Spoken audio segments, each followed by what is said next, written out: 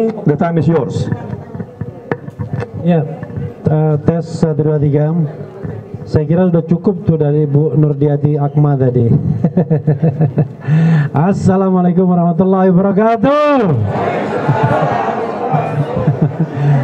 Keren cadas. Jadi kawan-kawan semua, saya tidak ingin menyenangkan kawan-kawan semua ya. Yang ingin saya lakukan adalah memberikan perspektif apa yang sebaiknya kita lakukan untuk konteks Pilkada DKI ya. Jadi sekarang ini sedang berproses permohonan di Mahkamah Konstitusi yang meminta agar selain kolom yang berisi calon 1, 2, dan 3 itu ada kolom kosong. Nah, permohonan itu sudah disidangkan di pemeriksaan pendahuluan. Kalau misalnya kawan-kawan berminat, ya kita bisa minta MK untuk mempercepat putusan ini dengan mengajukan amicus curiae dan lain sebagainya, apapun itu.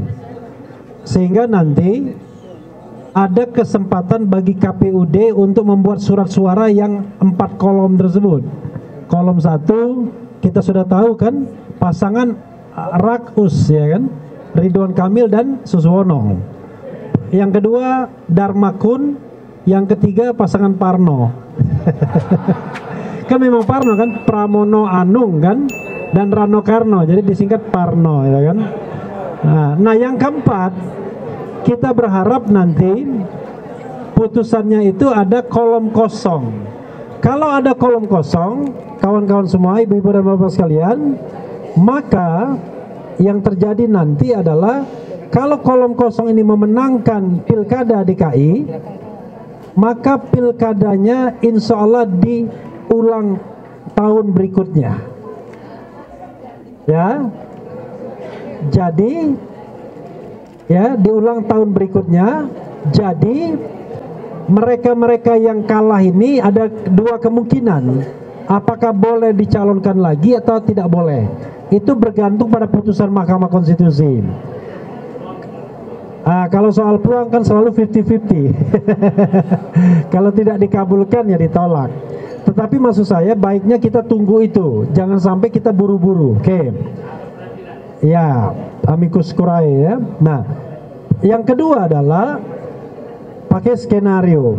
Bagaimana kalau tidak ada putusan tersebut? Atau bagaimana kalau putusan tersebut tidak dibacakan sebelum pencoblosan atau sebelum pembuatan surat suara? Maka saya ingin menyampaikan ya tenang sedikit ya, semua kebagian nanti. Saya ingin menyampaikan bahwa di antara anak-anak Abah ini ya, atau sahabat-sahabat Abah atau kawan-kawan Abah, itu memang saya lihat ada 5 sikap ya, 5 sikap. Kita saling menghargai sikapnya walaupun kita jengkel juga kan. Jadi waktu itu saya, Bang Ges, Iwan Tarigan, kemudian Laude Basir, Ramadan Pohan, satunya lagi siapa, Sarin Hamid, itu kumpul dan berdiskusi, tapi tidak bermaksud berpretensi mewakili ibu-ibu dan bapak-bapak sekalian. Itu di antara teman saja. Dari situ terlihat bahwa ada 5 sikap terkait Pilkada DKI. Sikap pertama, saya tidak mau menyebutkan siapa yang bersikap. Sikap pertama adalah dia tidak ingin memilih, netral. Itu sikap pertama, tidak ingin memilih, netral, walaupun walaupun Abah mengarahkan pilihannya ke misalnya 1, 2, atau 3. Jadi ada yang begitu, pokoknya mau Abah ngomong 1, 2, dan 3, ada yang mengatakan saya tetap netral. Tapi netral itu bisa gercos, bisa golput, bisa coblos kolom kosong, tergantung nanti konteksnya. Itu yang pertama. Yang kedua adalah mengatakan netral, entah golput, entah gercos, entah nanti kolom kosong.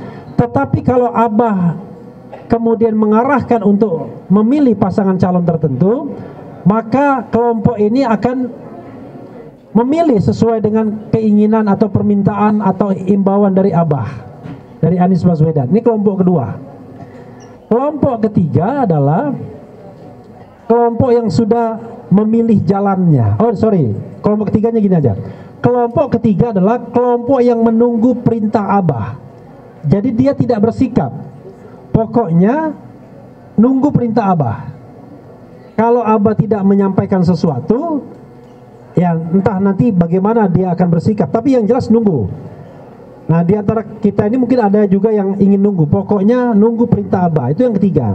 Yang keempat adalah kelompok yang sudah memilih pasangan calon tertentu seperti Iwan Tarigan atau siapapun, ya kan, Sutrisno Muslimin, Laude Basir. Tapi di antara mereka, kalau seandainya Abah memilih berbeda dari pilihan mereka, mereka akan pulang. Mereka akan pulang kandang. Ya. Nah, yang kelima, kelompok anak Abah yang paling bandel dan durhaka cenderung, ya kan? Yaitu sudah memilih dan tidak akan balik lagi walaupun Abah memerintahkan atau meminta yang lain. Jadi bayangan saya, mereka-mereka yang sudah bergabung pentolannya itu tidak akan balik lagi. Ya sudah, relakan saja, nggak apa-apa kan. Dalam perjuangan selalu ada yang pragmatis, yang oportunis, yang takut lapar, ya kan. Gitu, takut miskin ya. Di sini orang-orang kaya semua, orang-orang yang tidak takut miskin atau dimiskinkan. Nah dari 5 ini, kawan-kawan semua, mau tahu nggak sikap saya? Saya terus terang saja, saya tidak mau memfet accompli yang ada di sini. Kalau tunjuk tangan juga boleh. Saya memilih yang pertama, yaitu saya memilih netral.